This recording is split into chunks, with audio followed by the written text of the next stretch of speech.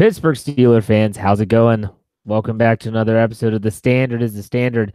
I'm Jeff Hartman, editor of BehindTheSteelCurtain.com, and with me, as always, co-host Lance Williams. It is a Wednesday night. This is the night we will always be doing the show, unless we have to make a sudden change. We both have families and stuff like that. But this is going to be our normal night for the show for The Standard is the Standard, and so we're excited about that. We're excited to get back into the groove, and we have a lot to talk about, Lance. The Steelers tied last week, 21-21. You were not there on the post-game show with me. I'd like to know what your knee-jerk reaction was of the game. They're lucky to get out of there with a tie. I mean, that was my knee-jerk reaction, and that it was a total shit show. Because, in our previous episode, I said if the Steelers want to go 1-0, they can't let the ball go. And that's how you tie or either lose to a team that's won one game in the last 2 years, is if you turn the ball over. And it was just a shit show. You got to play much cleaner football to win in the National Football League, regardless of who you play. So at the end of the day, they were fortunate to come out with a tie. Yes, and that no one's disagreeing with you there. I think that at the same time, and trust me, with all the articles we've run on the website this week, the underlying theme has been just disappointment. And I get it. You should be disappointed because tying the Browns feels like a loss. But at the same time, I don't want everyone to be naive enough to think that there weren't some positives to be gleaned from this performance. We're going to talk about those a little bit in my heroes, in our new segment, which we're going to do here in a second, called Heroes and Zeros. I did want to talk about something, Lance, and this really, I guess I can bounce this off of you, but it's kind of a WTF segment. I might do it a little bit early. Everyone knows what WTF stands for. It's just jogged my memory, and it's going to tie in with the Browns game. Here's my thing, and Lance, you might disagree with this, but here I'm going to go ahead and go off on this. So everyone, a lot of fans, a lot of Steeler fans have been, Facebook especially, on the website, Twitter, you name it, have been blaming Mike Tomlin for the Steelers' performance on Sunday with the 21-21 tie. I've been one. Now, number one, I'll admit that I'm a Mike Tomlin supporter. I like him as a coach. I think he's a good coach. Does he have his flaws? Absolutely. But then so does every coach in the NFL, in my opinion. However, I've been tough on him at times. I've said where there have been shortcomings and lack of preparedness. The way that they went at the Jacksonville playoff game last season was unacceptable. But to me, this was not a coaching thing. Personally, I can't understand how you could say that this was a coaching mistake. It was not Mike Tomlin that coached Ben Roethlisberger to have 5 total turnovers in the game, 3 interceptions and 2 fumbles. It was not Mike Tomlin that told James Conner to fumble the ball in their own end that led to a touchdown. It was not Mike Tomlin's fault that the officiating crew is blind and can't see the football bounce off of Nick Chubb's face mask and negates what would have been a fumble recovery by Sean Davis. I get that a lot of people don't like Mike Tomlin, and you are entitled to your opinion, but please, please, please, do me a favor, whether you're on the website right now on BehindTheSteelCurtain.com, whether you're on our YouTube channel, go into the comment section and give me a legitimate reason that is black and white, no pun intended, that that is, give me a legitimate football excuse as to how you can blame Mike Tomlin for this. And don't tell me they weren't prepared. How can you prove that? How can you prove that they weren't prepared? Because they turned the ball over 6 times? How is that unpreparedness? I'm sick and tired of it. I really am. Blame Tomlin for stuff like time management, a poor challenge, stuff like that. But don't blame him just because the team didn't perform. That's not his fault. I didn't see this as a game where they weren't prepared. I didn't see this as a game where the game plan was bad. I do think that Randy Fichtner got a little too conservative in the fourth quarter. But other than that, don't blame the guy when there's no blame to be thrown his way. Stop hating. Stop throwing shade, whatever you want to call it. I'm sick of it. Lance, you might disagree. You might think that he is to blame. I'm not in that camp. Well, I think it's just how sports fans have been trained, unfortunately, by sports media, of which we are a part. And so because of the Monday knee jerk reaction, that's how we fans have been trained to evaluate the game, unfortunately. I think when you take a step back, there's a difference between execution and preparation. And a good example is Jesse James's play where the ball went through his hands and it was intercepted. The play worked. That means the play call that they called against that defense worked, which meant they were prepared. The execution was bad. He dropped the football and it resulted in an interception. So there's a difference between being prepared and execution. Like you said in your example, another example is play calling. That goes to preparedness, not execution of the actual play. So there are two different things, but it's easy to water it down and boil it down just to blame the coach. I mean, that's pretty lowbrow, lowest common denominator, so on and so forth. But I think Steeler Nation has a problem with Mike Tomlin largely for the fact that they just don't like the way he wins. In Pittsburgh, being Pittsburgh Steelers fans and fans of the franchise with the most Super Bowls, you can be spoiled to the point where you wins just aren't enough. You have to win a certain way. It has to look a certain way. Where, our fan base, you had guys, after winning the fifth Super Bowl, upset because they didn't dominate. I mean, that's just the nature of Steeler fans. It has to look a certain way. It just can't be a win. It has to be a dominant win. And that's where the bar is. And so that's why I think people don't ultimately like Tomlin, is because he doesn't win in a fashion that they like, and quote unquote, his time management. Although no one points out time management stuff when it's done correctly, only when it's not done right. But that's just the nature of it. You're right. You're right. And that was just wanted to get that off my chest. It's Wednesday. That's when we're recording this. It's Wednesday. So a lot of people have already moved on from the Browns game. We're just going to spend one segment on it. I mentioned this earlier, heroes and zeros, where Lance and I both pick at least one in each category. Someone that played well, that deserves the hero tag, and then someone that kind of left something to be desired, that would be the zero tag. Lance, why don't you go ahead and kick the segment off first? I'm going to do heroes because you're trying to make me be positive this year and me doing joy instead of pain. So, of course, just looking at his stats here, TJ Watt is obviously the hero of the game. I believe he was named AFC Defensive Player of the Week. He was. Four sacks. 3.5. 3.5. They took half away. They took half away. 3.5 sacks, 11 tackles, 4 for loss, 3 quarterback hits, and 1 blocked field goal attempt. That's a stocking stat stuffer type game.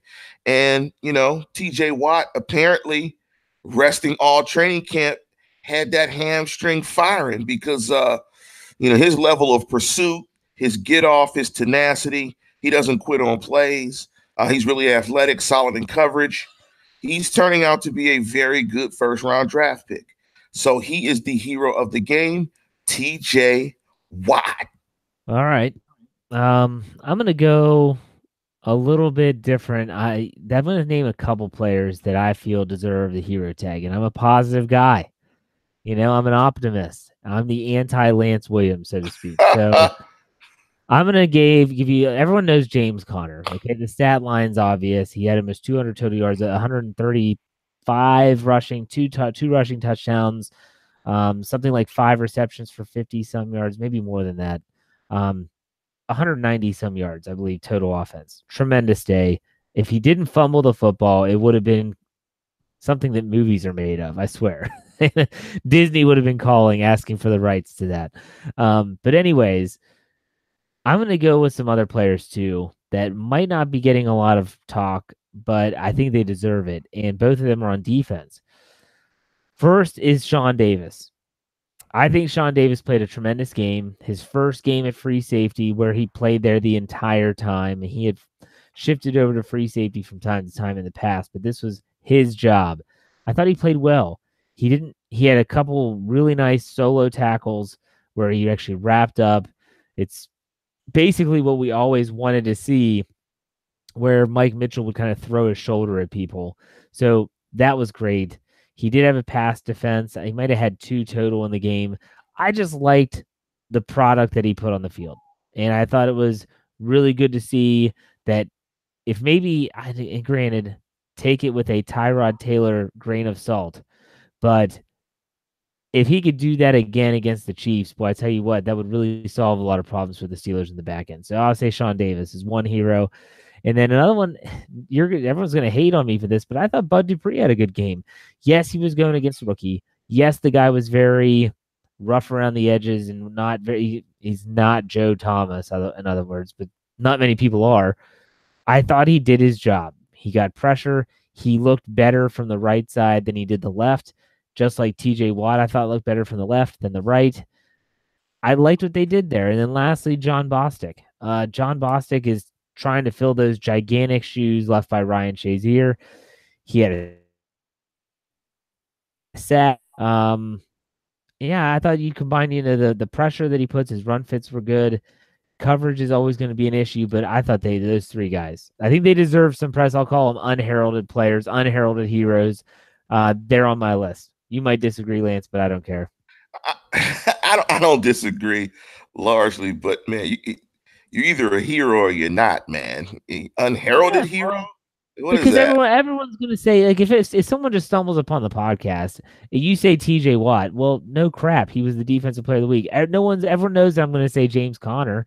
So I'm going to give you some guys that maybe no one else is talking about. I want us to be unique. If they want to hear that stuff, they'll listen to Steelers Nation Radio and you listen to Tunch and Craig talk about the same crap for an hour and then what they ate for lunch. So I'm just saying, I'm just thinking outside the box. That's all. So they get the copper star, not the purple heart. Well, whatever the hell you want, they get some recognition from me. They get the copper star.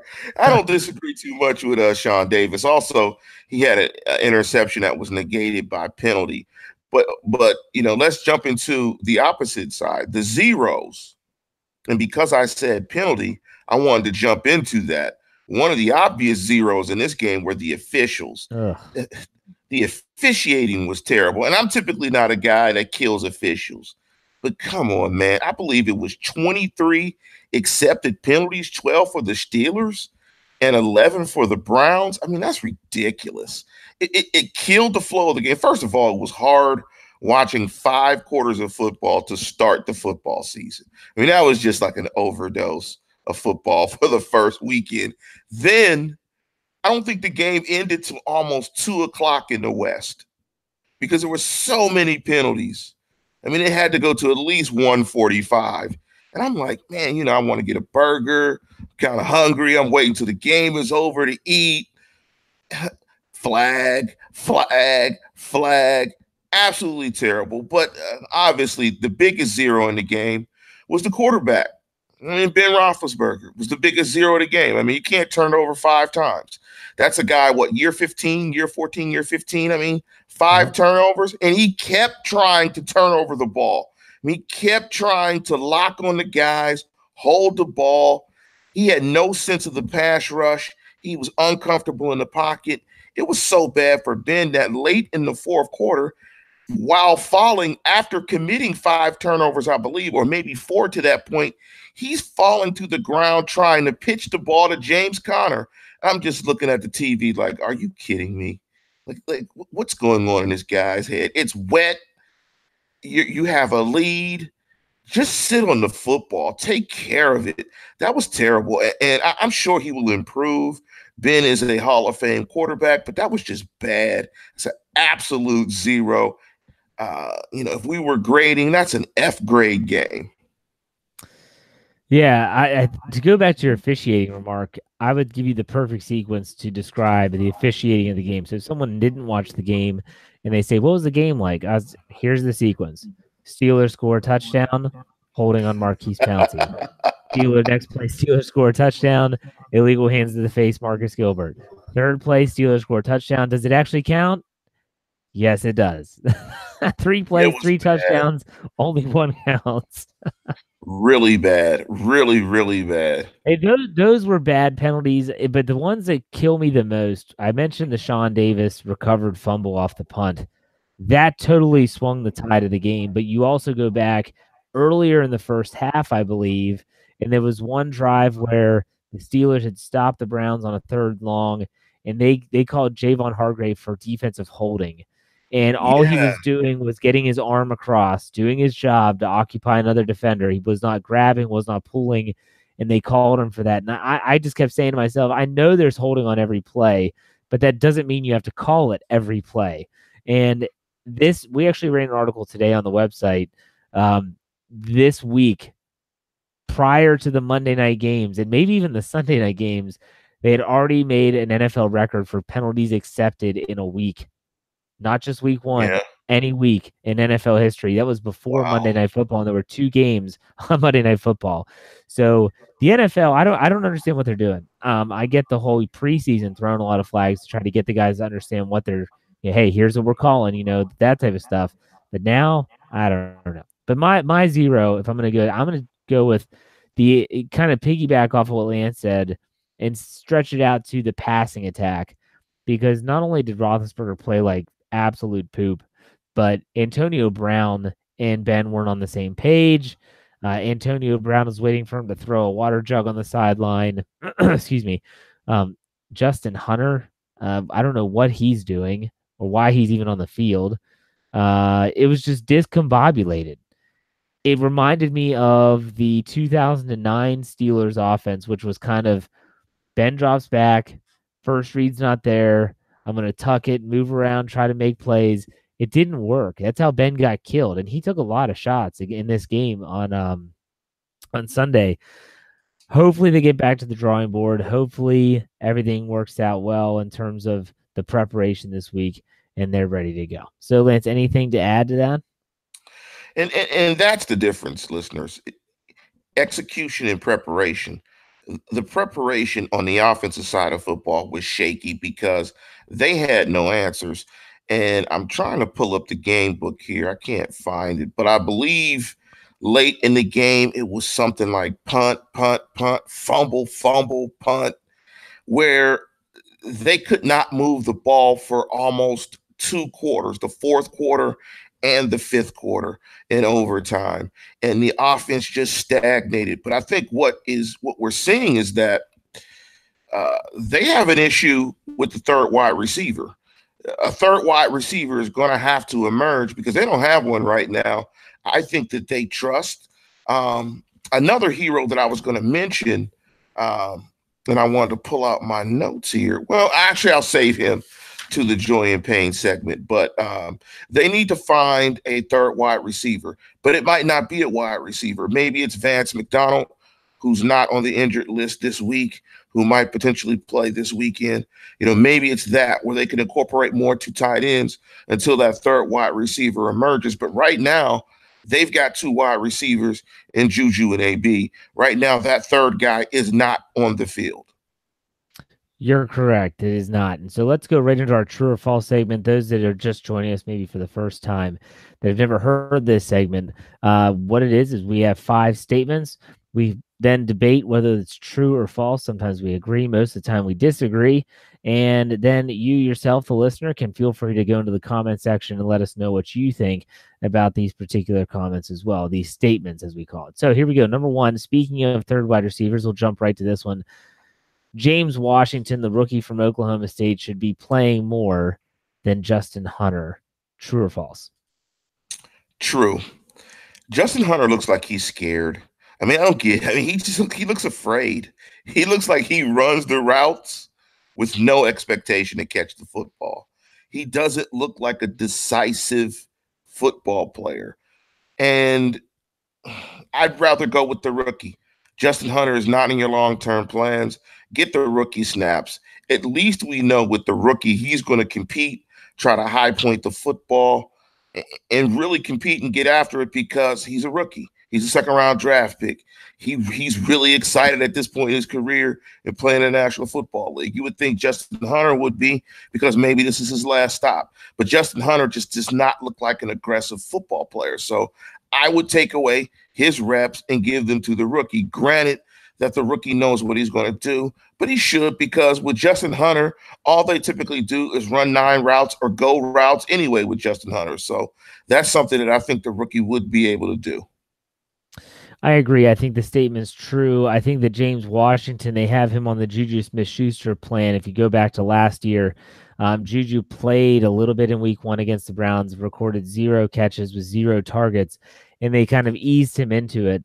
I would expect in week 2 that if he's healthy, that's a key there. If he's healthy, he had that oblique strain, that abdominal strain at the week 4 of the preseason. Those are not easy to get over.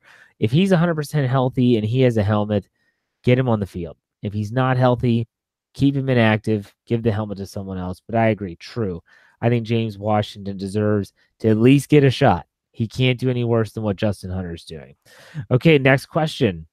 James Conner, in his amazing performance outside of the fumble in week 1, proved that he can be, quote unquote, the man for the Steelers. True or false, Lance? False. And it's false primarily because of the fumble. Okay. In that situation, I think 9 out of 10 Steeler fans believe that Le'Veon Bell secures the football and they win the game. And if you're going to be the man that replaces the man, part of it is ball security. You've got to hold on to the football. And that's unfortunate for him because he played a fantastic game. But if you were to grade the game overall, you'd have to drop the grade because that fumble was game-changing, along with that penalty that was missed or the fumble that was missed on the kickoff when it hit off of Chubb's face mask. That was a huge turning point in the game, and it put it on the doorstep for the Browns to score in maybe 10 seconds on one play. So, false. He did not prove anything. He proved that he had a good game against a bad football team in the Cleveland Browns, and he proved that he could not secure the football in crunch time and in winning time. So it's absolutely false. He cannot replace Le'Veon Bell and be the man. Okay. Let me think about this. I haven't thought of this statement. I'm going to say true, but it's not about James Conner to me. It's about the offensive line, because the offensive line, and I guarantee you they had a chip on their shoulder going into Sunday. I guarantee they went out and said, we want to get this kid over 100. We want to get him in the end zone because we want to prove that Le'Veon Bell, at least in part, is a product of a system and a product of an offensive line that is pretty darn good. And they are pretty darn good. I think that behind that line, James Conner could do not everything, but most of the things that Le'Veon Bell does. Does he have ball security issues? I don't know. He fumbled once, so I guess right now we say no. I feel like that's or yes that he does, but I feel like that's a little knee-jerk reaction. I don't know what his reputation with that was at Pitt and in college. If he had fumble problems, I don't follow college football really. But at the same time, I know that Le'Veon Bell had some fumbles last season, and some of them were very inopportune times. Now, prior to last season, Bell had never fumbled. That was one of his biggest, best characteristics. But I'm going to say because of the offensive line that's true. I just believe that offensive line was opening up holes that, heck, I think Stephen Ridley might have run through. So, yeah, James Conner, to me, proved that he could be the man, but it's more of a byproduct of the offensive line. It's a little caveat there. I'm sure do you want to say anything about that, Lance? Well, to that point, the reason why I say false is because Le'Veon is probably a lot less dependent on superior offensive line play than James Conner. Like Really?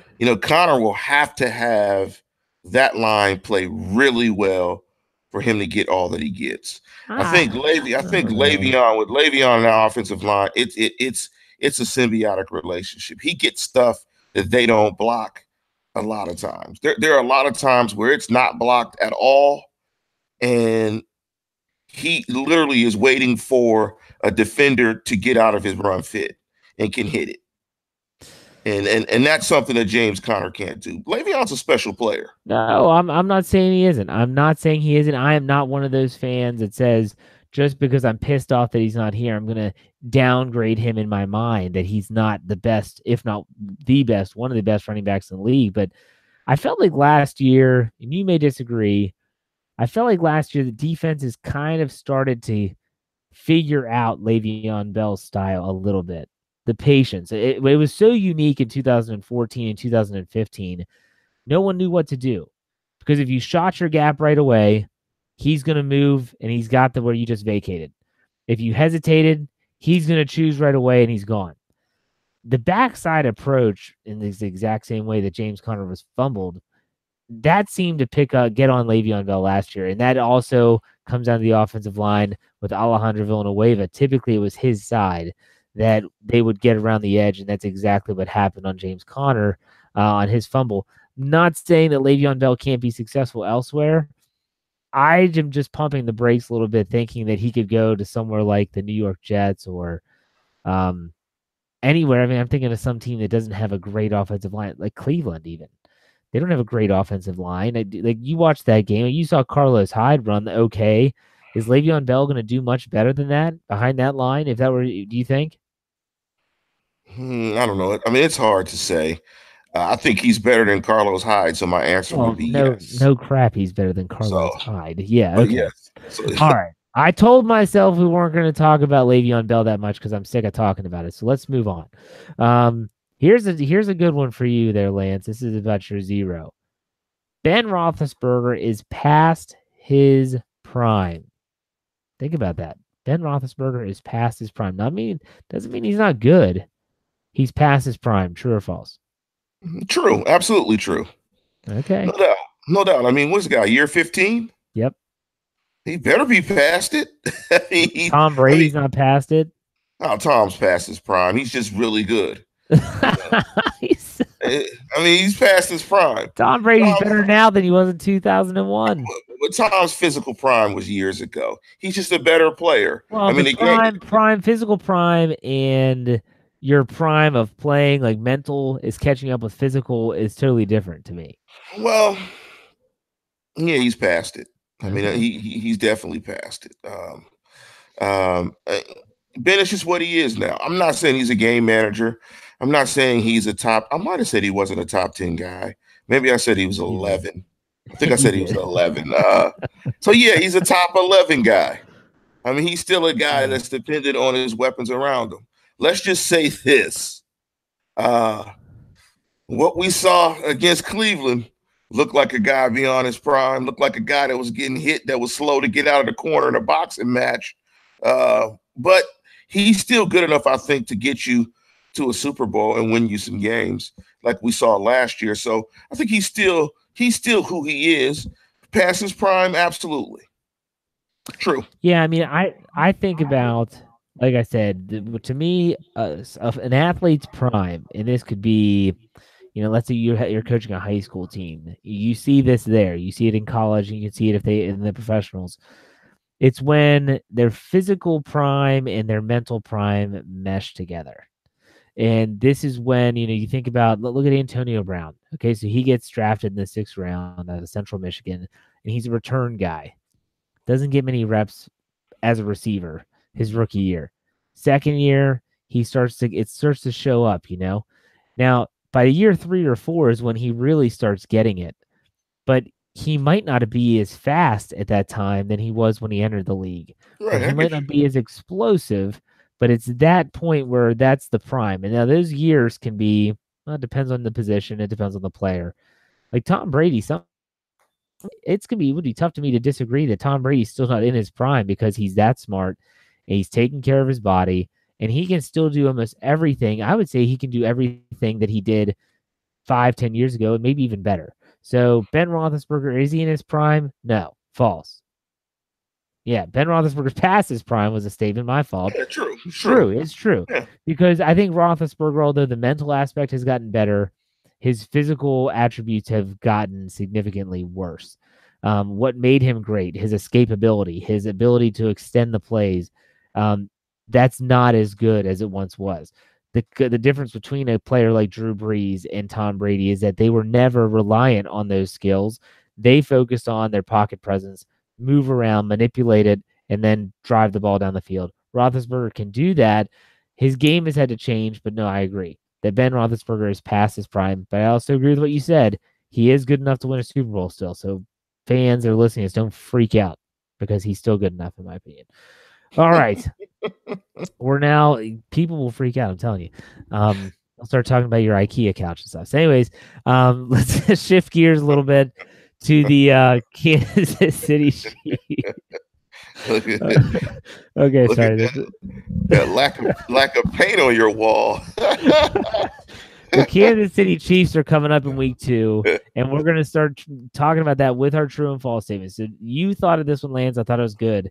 And since you thought of the statement, I'm going to answer it first. And that is if Joe Hayden, who's dealing with a mild hamstring strain or a pull, whatever you want to call it, doesn't play, the Steelers will lose. True or false? I'll go ahead and say that I think that statement is false. I think the Steelers can win without Hayden. They're going to have to get pressure on Mahomes. And I think that the Steelers have played well against Kansas City. I believe they've won the last 3 times Yes. they've played them. The only loss they've had in the last 5 or 6 years was at Arrowhead. That's when Landry Jones was the quarterback. Right. That was the game that I want to say Tamba Ali had a strip sack of Landry Jones, and they got the football. That's how they won. I I think I think West played really well. I think the running back West Charkandris West Charkandrick played West. I think you're right. Yeah. played really So well on that game too. that's the only time they've beaten them.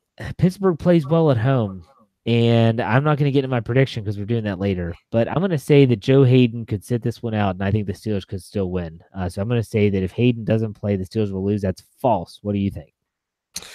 I hate to agree, but I think it's false as well. I did a little research on Kansas City, watched their game against the Chargers, watched some of their game film, and that's a bad defense. It's not the Chiefs defense of the past with Marcus Peters and Reed back there. Although he's still on the roster, he's coming off of an injury. I don't know if he's going to play Sunday, but that back end is bad, and the pass rush is not that good either. San Diego dropped numerous touchdown passes and dropped maybe 6 to 7 balls in that game that would have made that game a lot different. And San Diego was able to move the ball pretty comfortably on the ground with Melvin Gordon. San Diego pretty much got everything that they want offensively. The problem was Kansas City has Tyreek Hill. And so, that was pretty much the difference in the game. I mean, he gives you a special teams touchdown on the first Kansas City play of the year. He runs it back. He runs it back like 98 yards, wags his finger to the crowd, 7-0.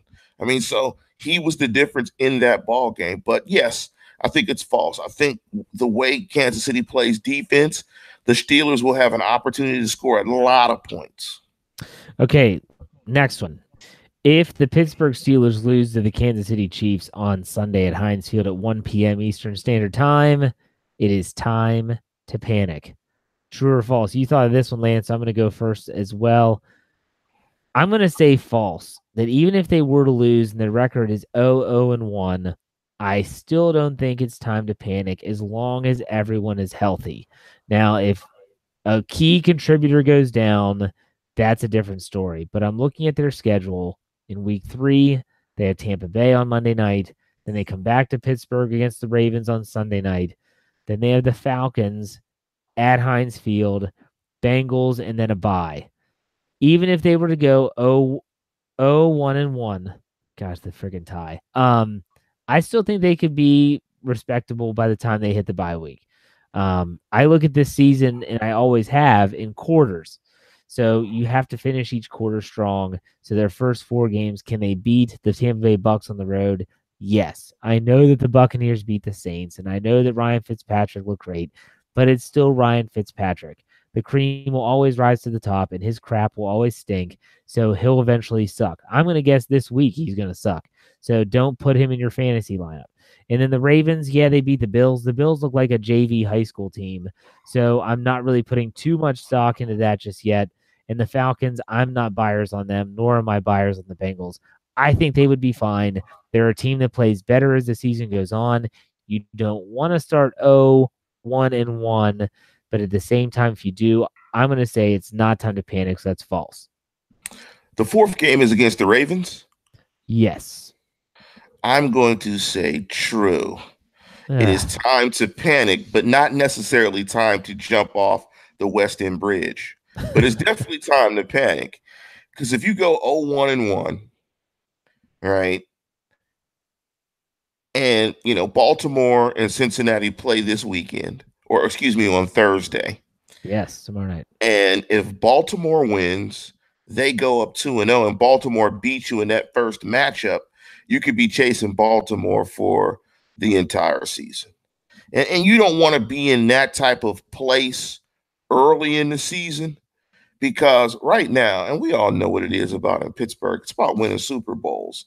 And it is time to panic, because if you don't put yourself in a position to have at least one home field game in the playoffs, potentially, hopefully two, there's no way you want to go to Foxborough and play a playoff game. So, yeah, this is a little time to panic, but not jump off the West End. I mean, they better get a win under their belt. You don't want to chase in the division for the whole year and be that team in a division that does not have a win, because I do believe, and you can mark the tape, Cleveland's going to beat the Raiders this weekend. Cleveland's going to beat the Raiders this weekend. So you don't want to be the team in the division with no wins, and you're chasing three teams in your division. So panic, yes.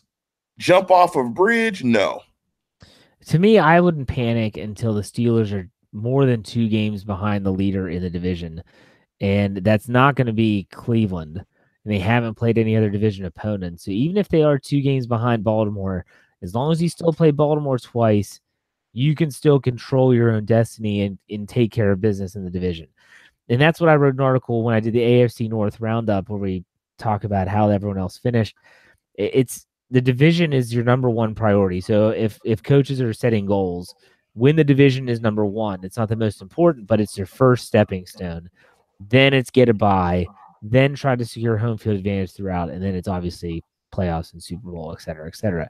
So they just got to take care of their business in the division. I personally could give a crap if they're 9-7, win the division, host a playoff game, and then have to go on the road, because they're a team that, like I said, up until last year had progressively gotten better as the year has gone on. Last year, they still did that, just fell apart in the playoffs. So we'll see. I agree with you, though. You do not want to go 0-1-1. I think the Steelers are going to be ultra motivated for this game. This is a good way to segue into our breakdown for the game. Lance, I'm with you. I watched a lot of the Chargers and Chiefs, and I am not impressed with the Kansas City defense. They're not the same. There's no Tamba Ali anymore. Is Justin Houston still on the team? He should be. I think so. Who was the middle linebacker that used to just be great, and he's not playing anymore? I don't know. I know D Ford is there. Yeah, but gone is Marcus Peters. Eric Berry it did not practice today. Andy Reid told reporters that he is not going to rush him back. That he's talking about an Achilles area. You're not rushing that guy back, not in week 2. I don't. If he doesn't play, they don't have many names on that defense. They don't have anybody in the back end. No one. Not. The Steelers should be able to pick their poison with this. With this defense, and I am kind of worried about David DeCastro, who broke his hand in week 1.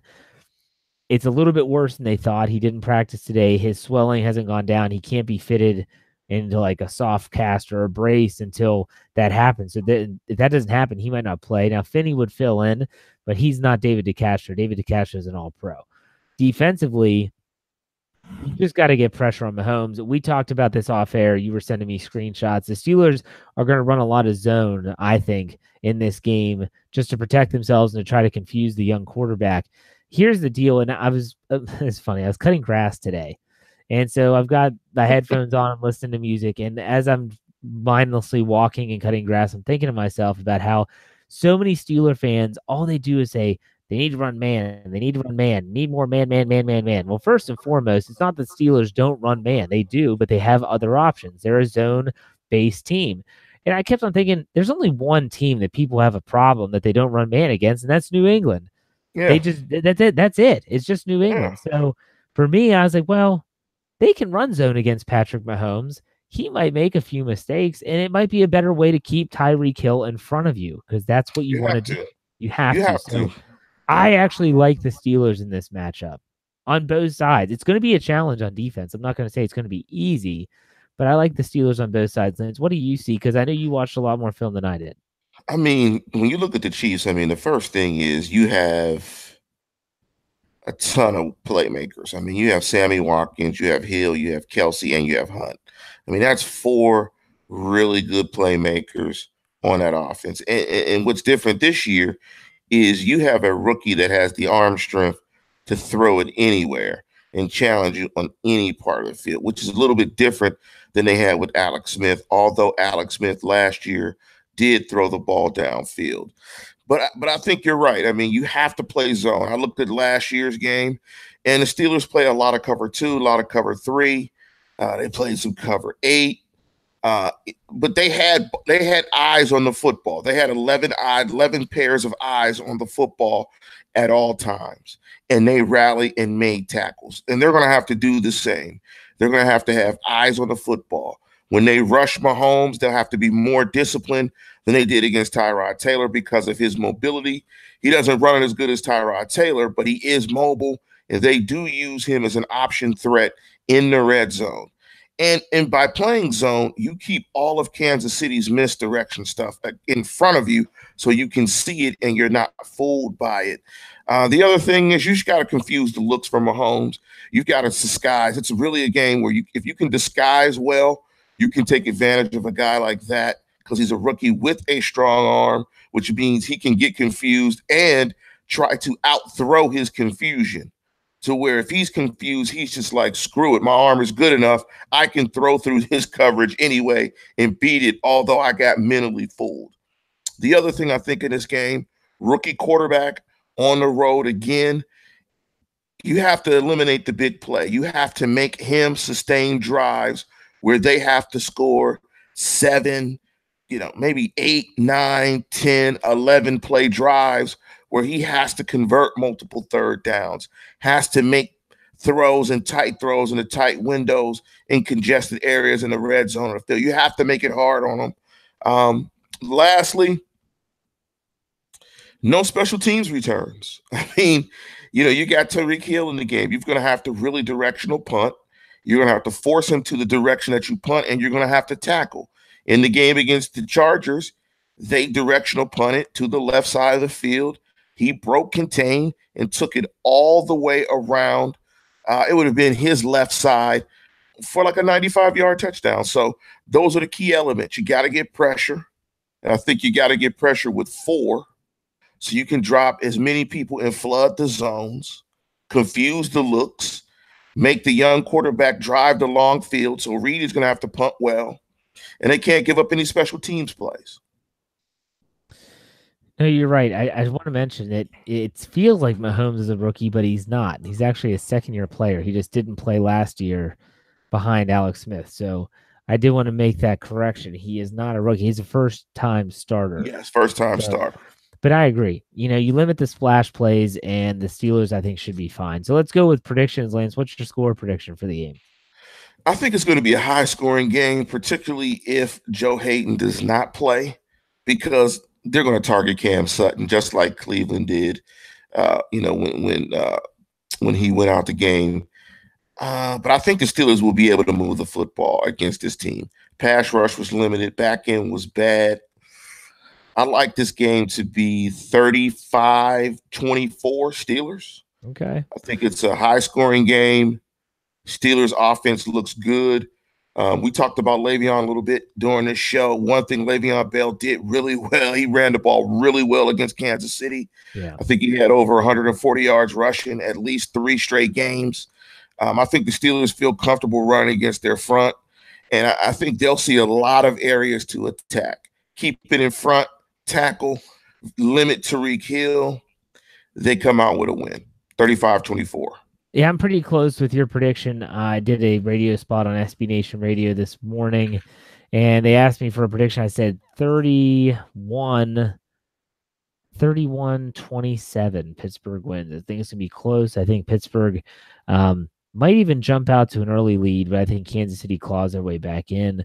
I just think this first game at home, Roethlisberger plays so much better at home than on the road. Young quarterback. I like the way the Steelers defense is trending. We'll see if that continues. Should be a good game. All right, the last segment here before we call it quits for the night. Your favorite, Joy and Pain. Lance, it's where you, Debbie Downer, have to say something nice about the Steelers, which is very difficult for you. He probably has a flask hidden somewhere before the segment.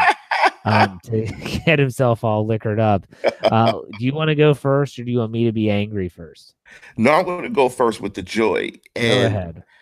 answer this real quick for me because we do true and false listeners. Let me answer this true and false in 30 seconds or less because you just mentioned Ben Roethlisberger playing really well at home. Yes. Does Ben Roethlisberger have a road problem? Yes. Okay, I agree.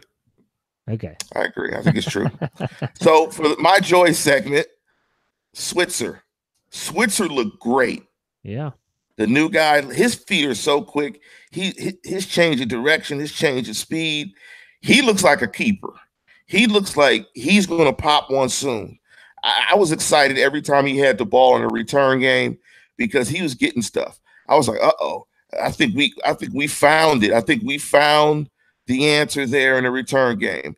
Connor, of course, that's pure joy. It's just so unfortunate that he fumbled late in the game. And that's part of it because you're absolutely right. It would have been a movie, man. It would have been the Sunday night movie, the James Conner story. And it would have ended with him jumping into his offensive lineman's arms, and it would have ended. Yeah. They wouldn't have showed his pineapple haircut, whatever that was. But that's how it would have ended. But unfortunately, he put the ball on the ground. But I think he showed himself well that he is a qualified, competent NFL running back. And his story coming back from cancer, because I'm sure we all know somebody in our family who's had cancer. And for that young man to come back and play, that's just absolutely joyous.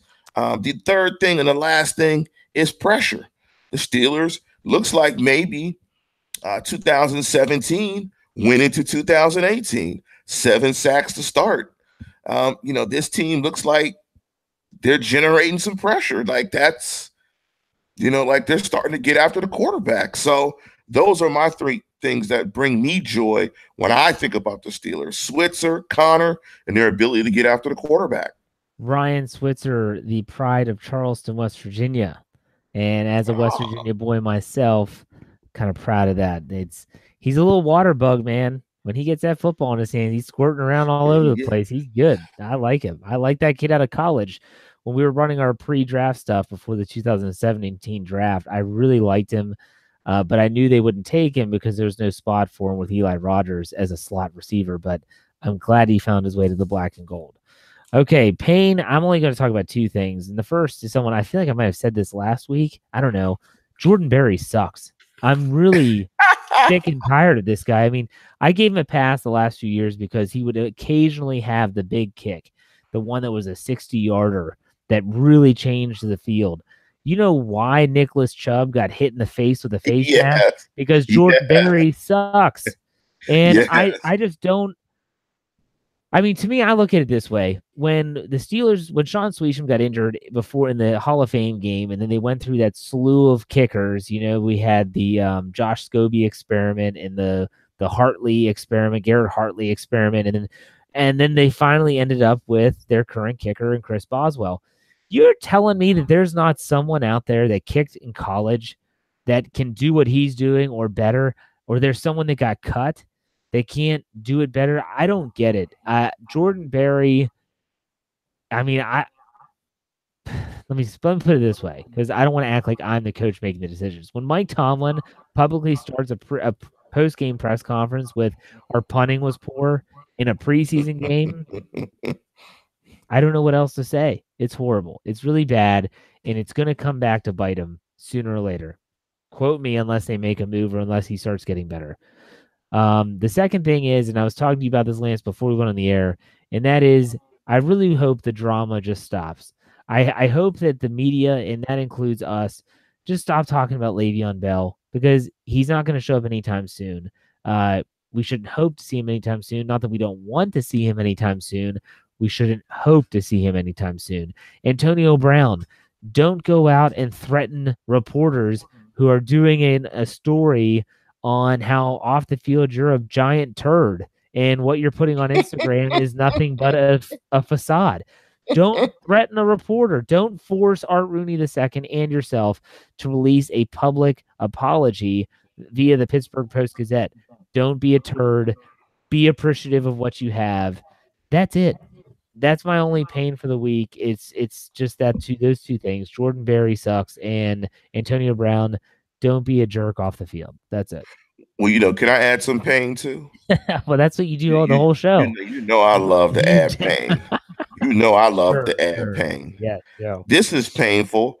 And I thought I got it right off the top of my head when we were talking about the drive chart for the Steelers. How about this? Punt, punt, fumble, fumble, punt, punt, punt, miss field goal, fumble. Yes. Just like you drew it up. That's painful. Against the Browns, that's painful. Yeah.